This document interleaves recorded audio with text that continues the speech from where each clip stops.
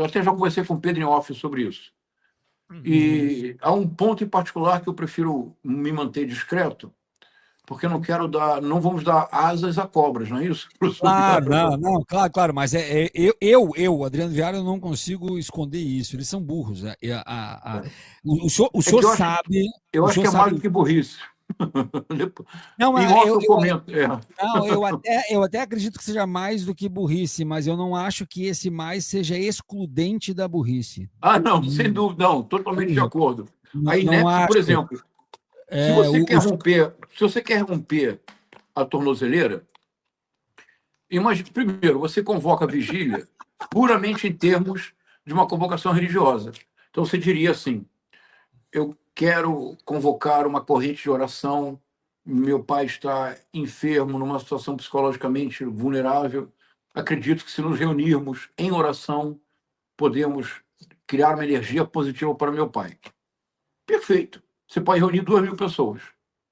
Em vez de passar a tarde brincando de maçarico e de cientista júnior, quando der, se você quer realmente fugir, na hora azada, no momento certo, você corta a tornozeleira e desaparece no meio da multidão. Não é isso, Pedro? O básico. Uhum. O básico do básico. O que você faz? Você convoca uma vigília, que é um motim, gravando um vídeo com sua voz, e você passa a tarde inteira com um ferro de solda tentando desmontar a tornozeleira. Professor Viário, aí realmente é uma burrice tão extraordinária que você é levado a duvidar. É demais, é absurdo demais. É como Paulo Figueiredo Filho e Eduardo Bolsonaro, o tempo todo, eles viraram o que eu chamo de papagaio de cenário. Porque tem o famoso papagaio de pirata, não é isso? Aquela pessoa que aparece na foto, eles não são papagaio de pirata, porque para ser papagaio de pirata, eles têm que estar próximos ao Trump. Você só pode ser papagaio de pirata se tem proximidade com o poder.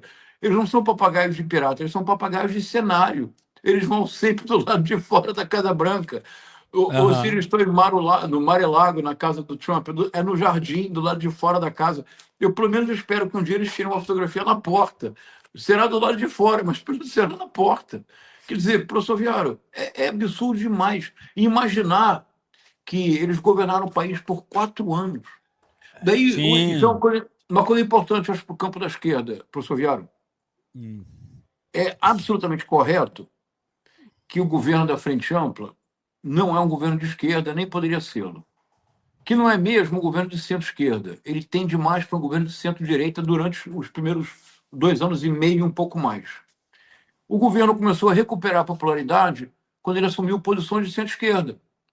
Claro. Defesa da soberania, altivez no tratamento do tarifaço, a importantíssima medida de isenção de imposto de renda de quem ganha até R$5.000. Sabe, Pedro, 65% dos professores estão aí, não é? Uhum. Professor que tem uma matrícula no município, em muitos locais do Brasil, não ganha R$5.000, professor Viário. Não ganha, então, não ganha. Beneficia diretamente aquela nossa classe, a classe dos professores. Quando o governo assumiu uma postura de centro-esquerda, é quando ele cresceu. Mas o governo... Então, eu compreendo que haja críticas, embora me pareça realmente risível dizer que o governo é neoliberal. Aí, realmente, você perde total capacidade de distinção analítica.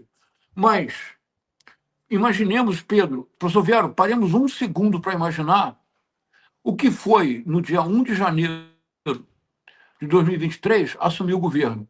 O senhor consegue imaginar o desmantelamento que houve de políticas públicas?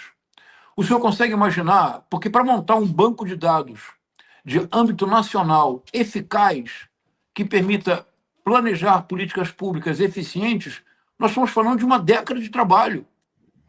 Agora, para desmontar um banco de dados e torná-lo inútil, bastou 1 ano que você não alimente o banco de dados.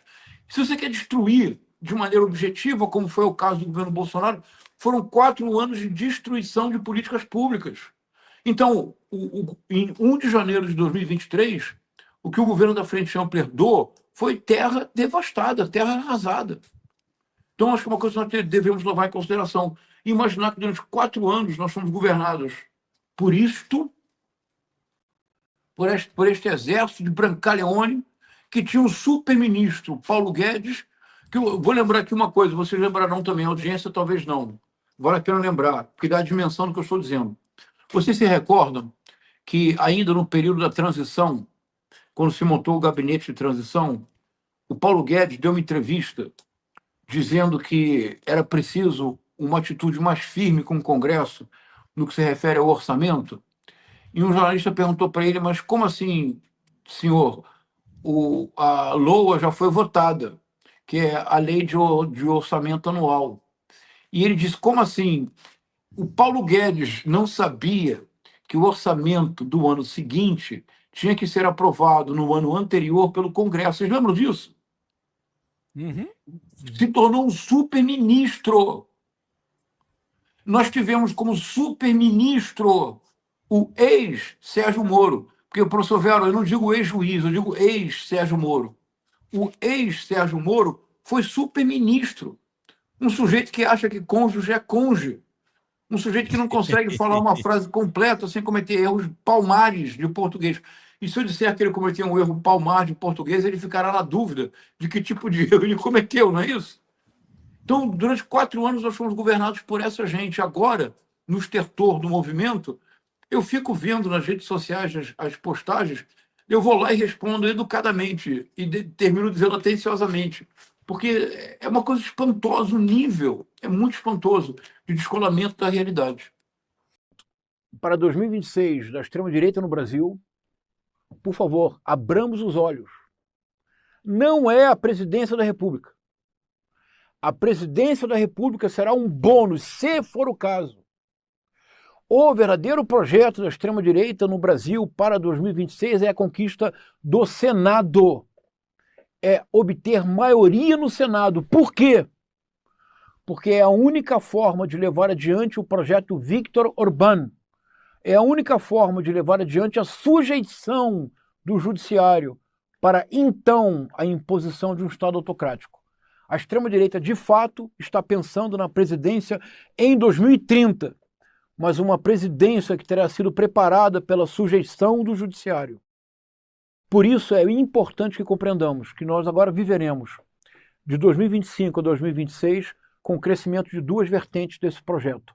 A teologia do domínio, que é a presença cada vez maior de figuras como Silas Malafaia, Nicolas Ferreira, Damares Alves, Michele Bolsonaro e tutti quanti, na esfera da política, tentando levar a pauta da moral e dos costumes para a produção sistemática de pânico social, porque a resposta ao pânico sempre é o reforço da retórica do ódio, e sem a retórica do ódio e o caos cognitivo, a extrema-direita não avança.